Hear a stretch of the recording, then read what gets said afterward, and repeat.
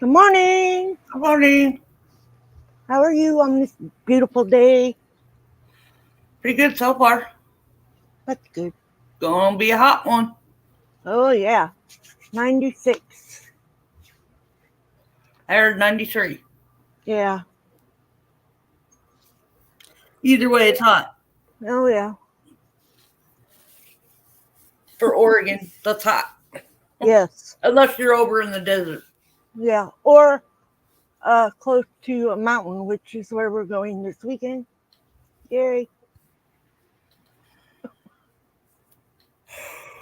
Super excited about that. I get to meet Kenny and a bunch of other people. Paula.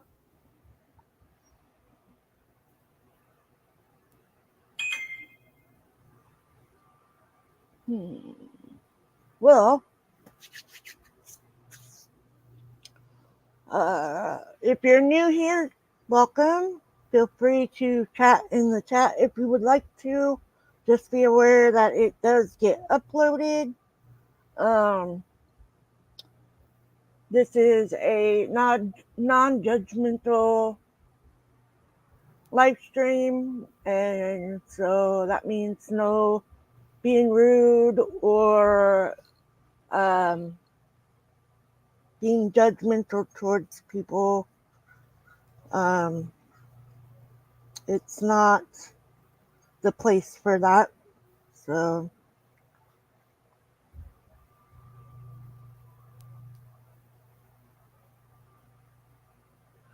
so with that said, um, there will be no live stream on Saturday of this week because we are going on a road trip, um, my sister and I. So we will not be live this weekend. Um, so yeah, that's going to be fun. I'm excited. And it's become our annual trip that we do, her and I. And we learned last year that we can do it by ourselves. Yep. Um, Did so it a I'm couple looking. times last year. Yeah, we did. We went twice last year. The second time we had Mike with us, but he does his own thing. So, um, but we did have to use all three of us to put up my ginormous tent. But hey, we all fit in it, Yep. except for Mike. Mike takes his own tent. So, Anyways, huh? nothing. I said, anyways, Yes, it's gonna be fun. yes. So, I always put in the description what page we are on and what book we are reading. And so if you don't have books, we read out of them for you so you can listen. If you do want one of these step books, step and traditions books, please send me an email. My email is in my description. It is a Yahoo account. So please feel free to do that. Um, but yes, if you want one of these books, just email me and we will send you one for free. Um, the book Try isn't to. free for us, but um, we are willing to help everyone uh, get a 12 step and 12 traditions book because these ones to me are important. It tells you your steps, of course, and it gives you a layout of what those are, and they're in the contents of the book. So um, both the steps and traditions. And if you want one, please email me at that email in my description, and I will send you one. And so, good morning, Ava. Thank you for coming. I know you're busy, and I appreciate you. always being a great support. And to you too, Lily. I don't know if I could do this without my sidekick, my best friend. So, we're going to start with the Serenity Prayer, and then I will read the steps and get into chapter 5 on page 67. God, grant me the serenity to accept the things I cannot change, the courage to change the things I can, and the wisdom to know the difference. Oh, yeah, and so everybody knows not everyone that is in the chat is an alcoholic. They may be here to just do on a daily life thing that works. AA basically works for everything. And they may be just a support for a family member or a friend that doesn't feel comfortable being in the chat. So, and maybe they just want to learn more so that way maybe they can help that special someone that they think needs it. So, let's get into the steps. Step 1. We admitted we were powerless over alcohol, that our lives had become unmanageable. 2. Came to believe that a power greater than ourselves could restore us to sanity. 3. Made a decision to turn our will and our lives over to the care of God as we understood Him. 4. Made a searching and fearless moral inventory of ourselves.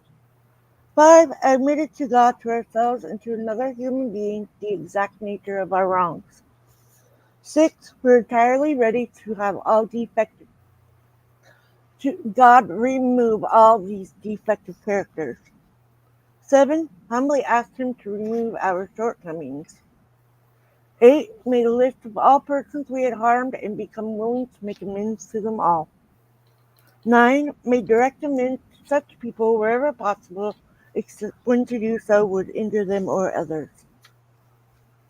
10. Continue to take personal inventory of ourselves and, when wrong, promptly admit it. 11. Sought through prayer and meditation to improve our conscious contact with God as we understood Him, praying only for the knowledge of His will for us and the power to carry that out. 12. Having had a spiritual awakening as a result of these steps, we tried to carry this message to alcoholics and to practice these principles in all our affairs. Hi, Shannon. Hey, lady. I'm still got them on. They don't come off.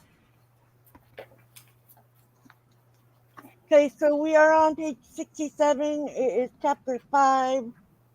And the name of this chapter is How It Works. We avoid retaliation or argument. We wouldn't treat sick people that way. If we do, we destroy our chance of being helpful. We cannot be helpful to all people, but at least God will show us how to take a kindly and tolerant view of each and every one. Referring to our list again, putting out of our mind the wrongs others have done, we resolutely looked for our own mistakes. Where had we been selfish, dishonest, self-seeking, and frightened? Get up here. Though a situation had not been entirely our fault, we tried to disregard the other persons involved entirely. Where were we to blame? The inventory was ours, not the other man's. When we saw our faults, we listed them. We placed them before us in black and white. We admitted our wrongs honestly and were willing to set these matters straight. Notice that the word fear is bracketed alongside the difficulties with Mr. Brown. Miss Jones, the employer, and the wife. This short word somehow touches about every aspect of our lives. It was an evil and corroding thread. The fabric of our existence was shot through with it. It set in motion trains of circumstances which brought us misfortune we felt we didn't deserve. But did not we ourselves set the ball rolling? Sometimes we think fear ought to be classed with stealing. It seems to cause more trouble. We reviewed our fears thoroughly. We put them on paper. Even though we had no resentment in connection with them, we asked ourselves why we had them. Wasn't it because self-reliance failed us? Self-reliance was good as far as it went, but it didn't go far enough. Some of us once had great self-confidence, but it didn't fully solve the fear problem or any others. When it made us cocky, it was worse. Perhaps there is a better way. We think so, for we are now on a different basis, the basis of trusting and relying upon God. We trust infinite God rather than our finite selves. We are in the world to play a role He assigns, just to the extent that we do as we think He would have us, and humbly rely on Him. Does He enable us to match calamity with serenity? Okay. We never apologize to anyone for depending upon our Creator. We can laugh at those who think spirituality the way of weakness. Paradoxically, it is the way of strength. The verdict of the ages is that faith means courage. All men of faith have courage. They trust their God. We never apologize for God. Instead, we let Him demonstrate through us what He can do. We ask Him to remove our fear and direct our attention to what He would have us be. At once, we commence to outgrow fear. Now, about sex. Many of us needed an overhauling there. But above all, we tried to be sensible on this question. It's so easy to get way off the track. Here we find human opinions running to extremes, absurd extremes perhaps. Copper! Get up here! Come here! Now! Anyway, where was I? Above all, we try to be sensible on his question. It's so easy to get way off the track. Here we find human opinions running to extremes, absurd extremes, perhaps. One set of voices cry that sex is a lust of our power, or our Lower. lower nature, a base necessity of procrastination. Procreation. Then we have the voices who cry for sex and more sex, who bewail the institution of marriage, who think that most of the troubles of the race are traceable to sex causes. They think we do not have enough of it, or that it isn't the right kind. They see its significance everywhere. One school would allow man no flavor of his fare, and the other would have us all on a straight pepper diet. We want to stay out of this controversy. We do not want to be the arbiter of anyone's sex conduct. We all have sex problems. We'd hardly be human if we didn't. What can we do about them? We reviewed our own conduct over the years past. Where had we been selfish, dishonest, or inconsiderate? Whom had we hurt? Did we unjustifiably arouse the jealousy, suspicion, or bitterness?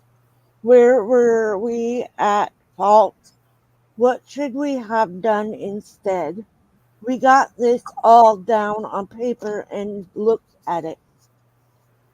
In this way, we tried to shape a sane and sound ideal for our future sex life. We subjected each relation to this test. Was it selfish or not? We asked God to mold our ideals and help us to live up to them. We remembered always that our sex powers were God given and therefore good, neither to be used lightly or selfishly, nor to be deprived, And loathed. despised, and loathed. Whatever our ideal turns out to be, we must be willing to grow toward it. We must be willing to make amends where we have done harm, provide that we do not bring about still more harm in so doing. In other words, we treat sex as we would any other problem. In meditation, we ask God what we should do about each specific matter. The right answer will come if we want it. God That is, alone can judge our sex situation.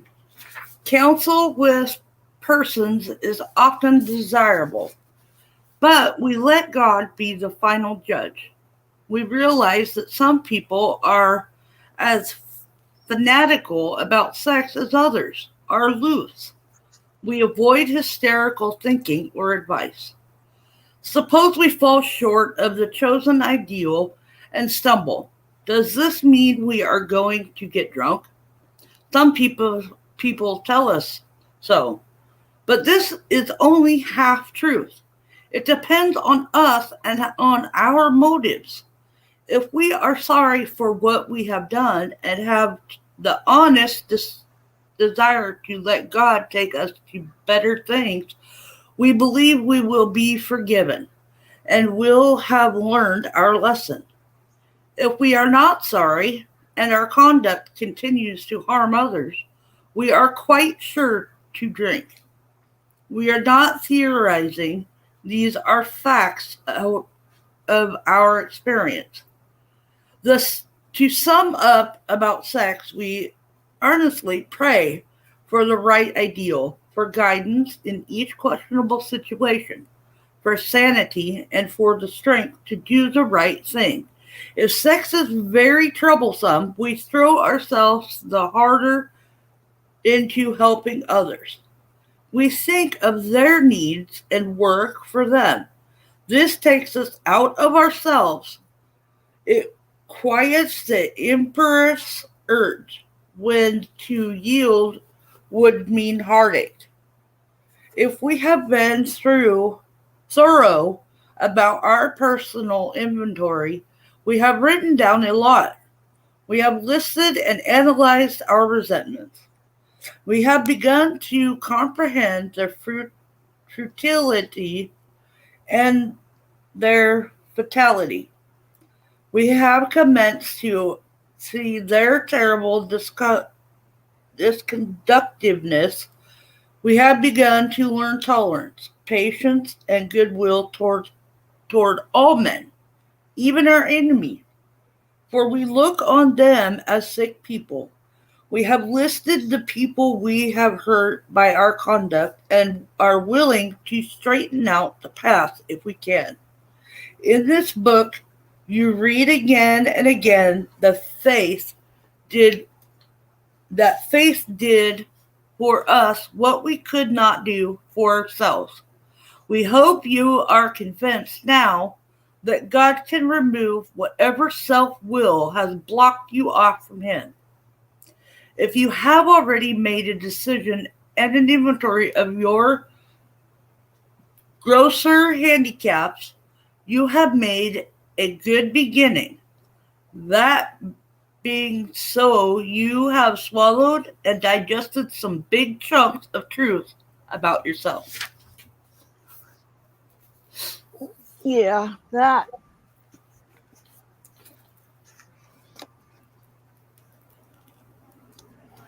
So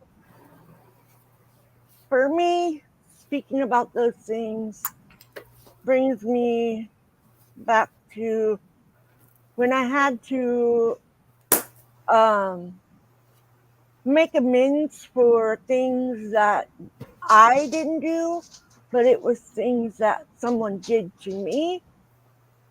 Um, that person has died and never admitted what he had done, but I have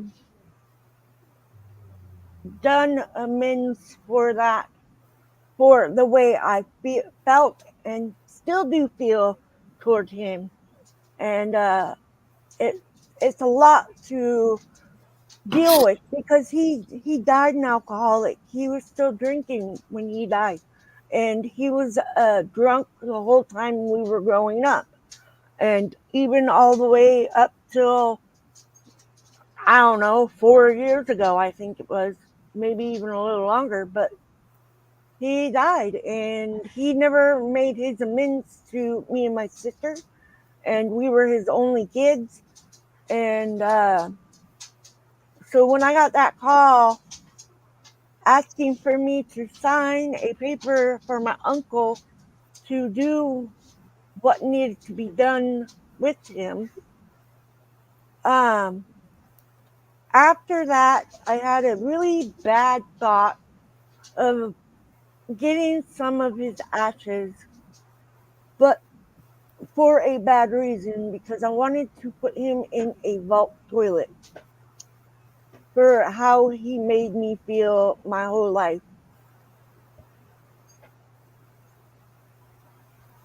It it's still painful to grasp that he never apologized, he never admitted it.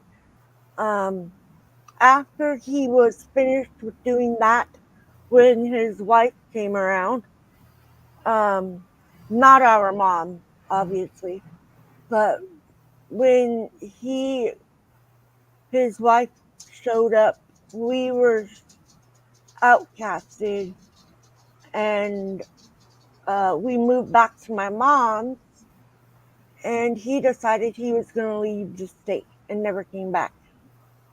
So, and at age 30, I had to beg for a birthday card. And you know what he sent us? He sent us each $10.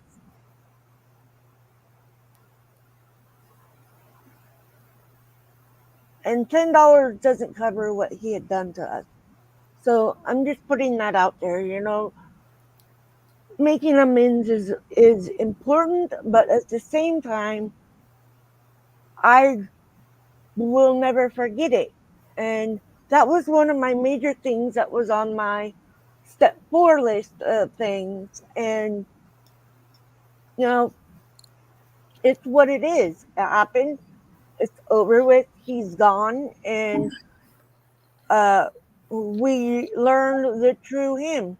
And I'm glad we didn't spend any more time with him as what we did. But, anyways, so yeah, the sex part is it. Even with my husband, it is like when I was drinking, it was totally different. Like it was a lot different. And then now we're just comfortable with each other and we don't have to do that. Um, and when we do, it is passionate. It's not because I feel like I have to, or it's not just my feelings, it's our feelings. And doing the steps and all the work in these books has taught me to be a better person, a better version of myself. And I truly have to thank AA for my life being changed and Can for I me being a better person. can I address something that Shannon put in there? I'm having trouble making amends with myself. Sometimes it's difficult to come to terms with the shit I've done and people I care about through. I hate that I've hurt and pushed my son away. I can honestly tell you, I still have things that I haven't forgiven myself for. Yeah. But I pray about it constantly. It will come. And Yep. believe me, when your son gets a little older and a little bit more, your sons get a little bit older and understanding, you can have a conversation with them. Um, it's not going to be easy. It will help you, though, if you write the things down of what you have done that you can't make amends with yourself about. And just write it down will help you clear it from your mind. It will not take it away, but it will help. And I have been through a lot. I'm telling you, a lot. I'm a recovering alcoholic and drug addict. So I've been through a lot. And Yeah. it's difficult to say that I've made amends for everything because I truly haven't. I still hold resentments against myself. Yeah. But I have, since my children have gotten older, they're all adults now. I have made amends with all of my children. I made amends for the baby that I lost because I it was kind of my fault, well, mostly my fault, but I had to make amends for that because if I didn't, I would still be stuck. Yes. And That's what you're saying about writing it down. That's exactly what I did. That's how I got through some of the hard things that made me feel like I needed to tell someone of how I was feeling. And this is why you write it down. You call someone. I'm here if you need to talk, Shannon. I'm always here, no matter what time it is, no matter what day it is. I am here to listen. That is my position, is to be a listening person and sharing what I have done to make my amends and my journey the way it is. And I too have a lot of things that I have not fully made amends to myself for. My kids were teenagers when I put them through this. They were very impressionable. One of my sons was with me at a hospital when I hit my face somewhere and I cracked my eye open and I lashed out at him. I blamed him for a lot of stuff. And that wasn't fair. It wasn't fair for me to drag my kids through that battle of being an alcoholic that couldn't give it up. And I regret all of that. But I have come so far from that person, and my kids have forgiven me for that. And so I have to move on. And after I wrote that stuff down and I told my sponsor how it made me feel, and she clarified a lot of stuff that I was feeling was not my fault. I burnt them. I burnt those notes. I burnt them because that's not me anymore. That is not me. That is not who I am. I am who I am now and who I've been for 8.5 years. It's been a battle, but I am grateful for every single day I'm sober. No matter what the day brings me, I'm grateful for being here and being sober and being present and try to be the wonderful person that I know I can be. Because after all, we are all worth it. We're all very much worth it.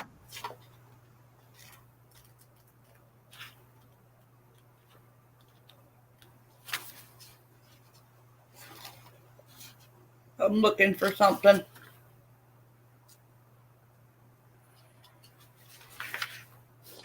There's a prayer in here.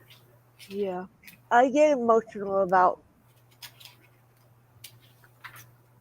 people sharing with me how they feel and what they're going through helps me to know that my words and my journey is meaningful. And that's why it's so great to be able to share this for free to all of you because this is my life now. This is me, the real me.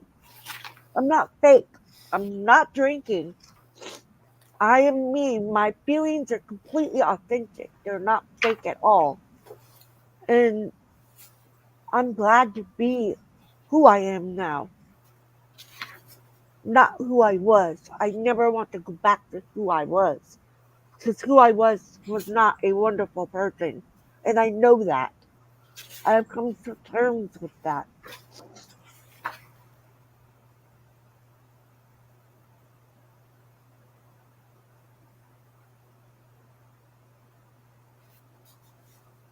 Yes, Shannon. It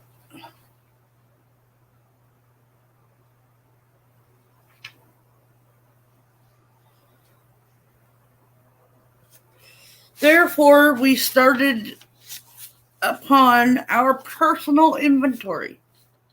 This was step 4. A business which takes no regular inventory usually goes broke. Taking a commercial inventory is a fact-finding and fact-facing process. And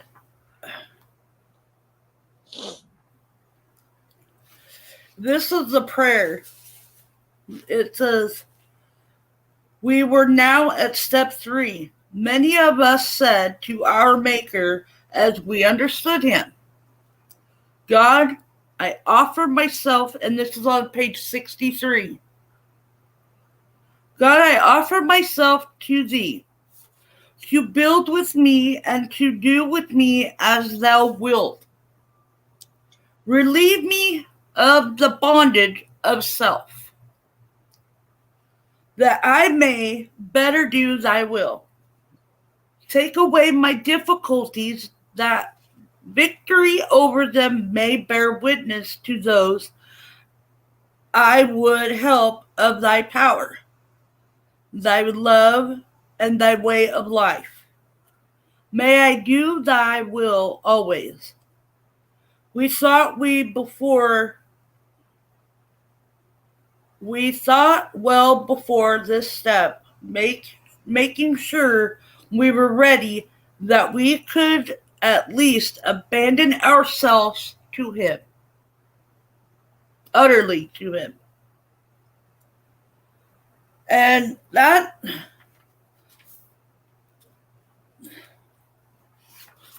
it's not entirely easy to give up your control. But if you stop and think about it, if you turn your life and your will to the care of God or your higher power as you see it, writing it down, fold it up, put it in your pillowcase, think about it. Don't dwell on it, but think and say that prayer. It will help. And it will help you clear your mind and just let things fall away. Sit in a quiet place and be one with yourself, with God, your thoughts, your heart. And when you're ready, talk to someone about it. And with AA, if you're talking to someone, like if you're talking to Sandra, because I know Shannon has Sandra's number. If you're talking to Sandra, you can tell her anything. Anything. She does not tell anybody.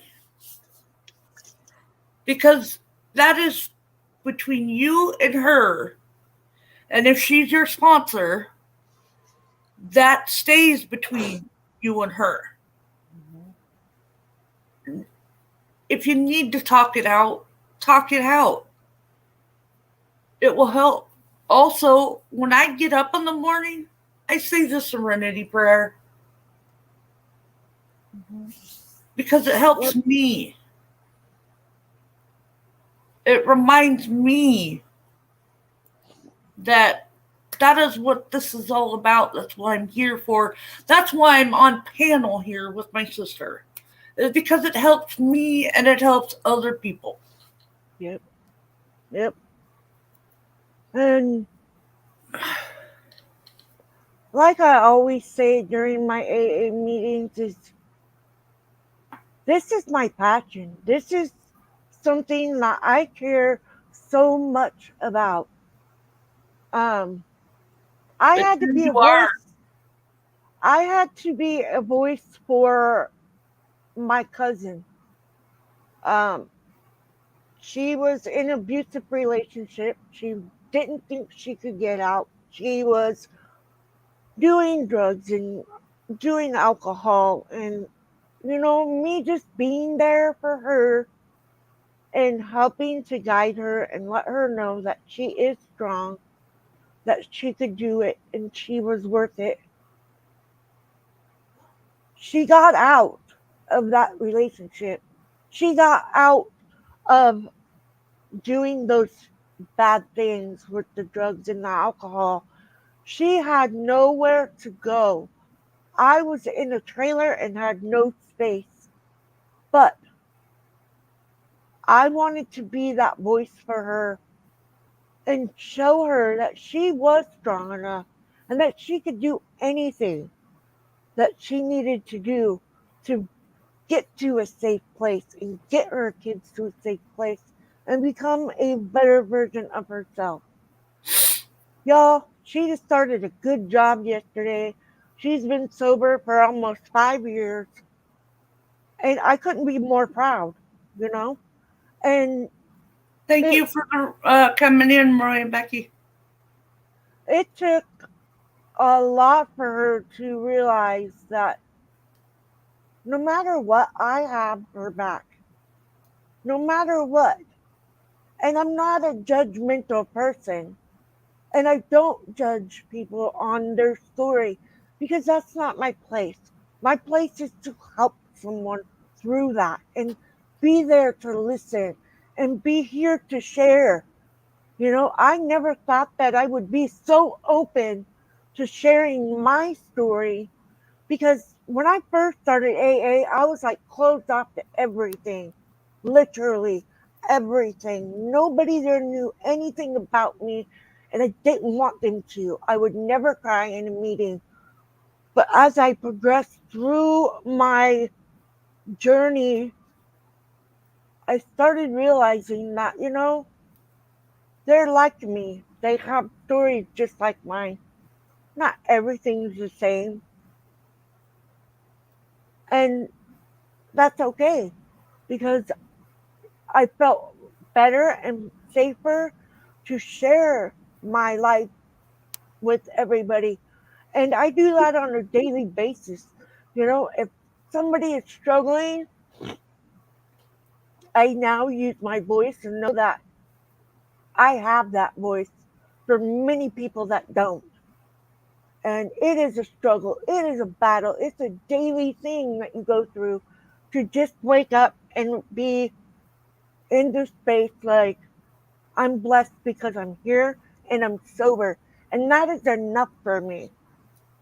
That is what I can control. And that's your journey, is you control you. Nobody else. You just have to roll with the punches and find humility in life and think of better days coming.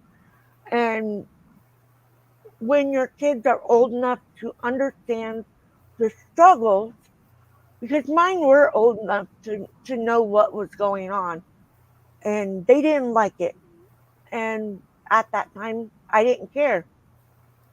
But when I got sober, I started to care. And I made those amends with my boys because you know what? They could accept me for my faults and let that go. And that's what I needed. Was I needed them to be old enough to understand what my sobriety was going to be, how I was going to change, what I was going through in the time that I was drinking, how I felt as a person. And that's what I needed, was to be able to tell people my story. It helped me to help you. They also have,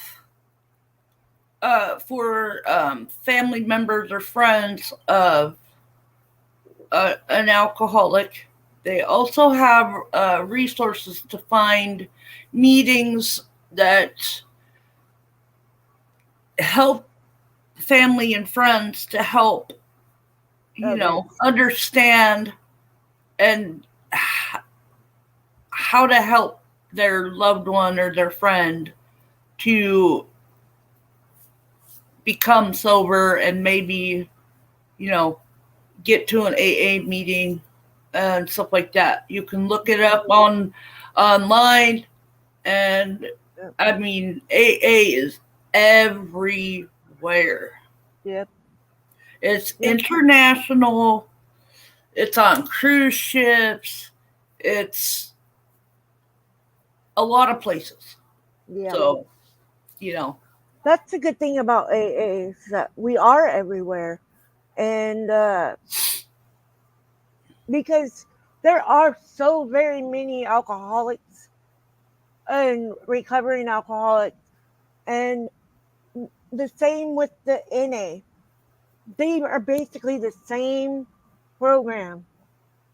They are literally, but either way, it's all addicting. And that's where we all come in, is we find a unit where we connect on deep levels of our stories of our life as the alcoholic, our life as a recovering alcoholic. And I can guarantee you, no matter what in life, you're worth being sober. You're worth being here. You are worth it. And no matter what, love yourself. Look in the mirror and say, I'm proud of myself for how far I've come in my sobriety, and the rest will come as it should. And just know your worth and state to yourself, looking in the mirror, saying, you're beautiful, you're kind, you're worth it, and people do love you, and there is help. There's help everywhere. I got help. And I hope that everyone learns they have a voice and they can use it and keep using it. Your story might get, you might repeat yourself a few times, but you know what? To you, that's the part you're stuck on. That's the part you need your help with. And it's okay to ask for that help. It's okay to talk to a complete stranger about it. It's okay to talk to a friend. It's okay to talk to a family member. We're probably talking to strangers right now. Yes. And hey, I'm good with it. Me too. If I'm I glad help to be one sober. person, if I help one person, Yep. it's worth it. Yep. So, It is very much worth it. I love all of you guys.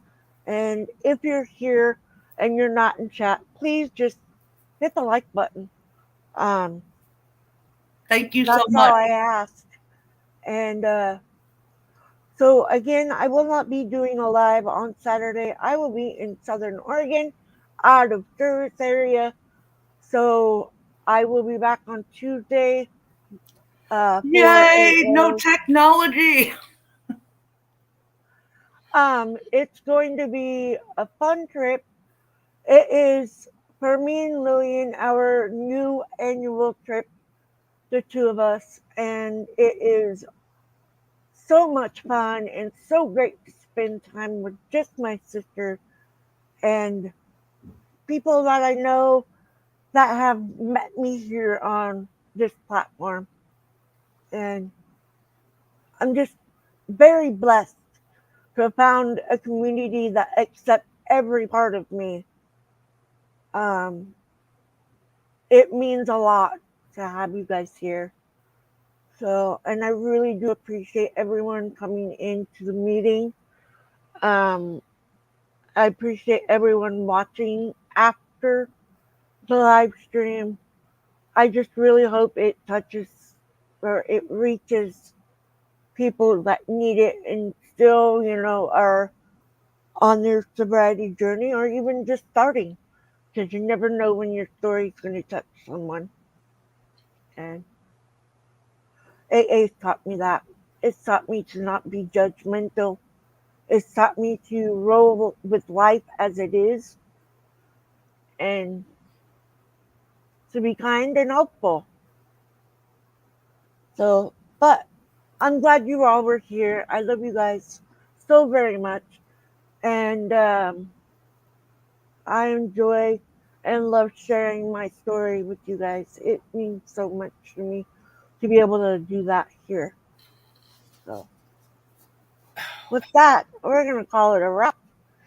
And I hope you guys have a wonderful week. I love you guys. And don't forget, I am live tomorrow morning at 7:15 a.m. That is for my adventures, which I've got lots of videos I'm going to be taking. I took some videos last week, so I will start getting those uploaded soon. I did do a short on my lilies. I can't wait till they bloom. So, but I love you guys, and I hope you guys find this helpful. And we will see you next week. So, here's the serenity prayer. God, grant me the serenity to To accept accept this the things I I cannot cannot change, change, the courage or to to change change things I things I can, can, and and the wisdom. wisdom to know the difference. I love you guys. Be Keep safe. coming back It works if you if work you it. work it.